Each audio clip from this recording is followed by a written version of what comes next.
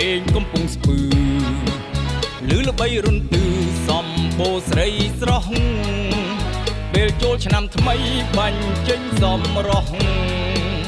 បងអួតសំផស្សដ៏ស្រស់សោភី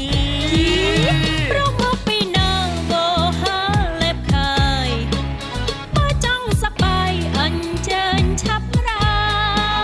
រំជាមួយស្រីញ៉ាំតែជើងស្មារលែងកាយាតាមចង្វាក់តន្ត្រីសង្ក្រាន្តឆ្នាំនេះសប្បាយម្លេះណាបងមានវាសនារំនឹងពីស័យបើស្រឡាញ់ពិនសូមបងចូលស្ដីដណ្ដឹងរូបស្រីក្រោយចូលឆ្នាំហើយសង្ក្រាន្តជួបស្នេហ៍ថែគេដូនតាកំពុងស្ពឺអស្ចារ្យល្អណាស់ត្រានត្រើយសូមឲ្យស្នេហ៍យើងដូចបំណងអើយរួមចិត្តរួមខ្នើយជាគូ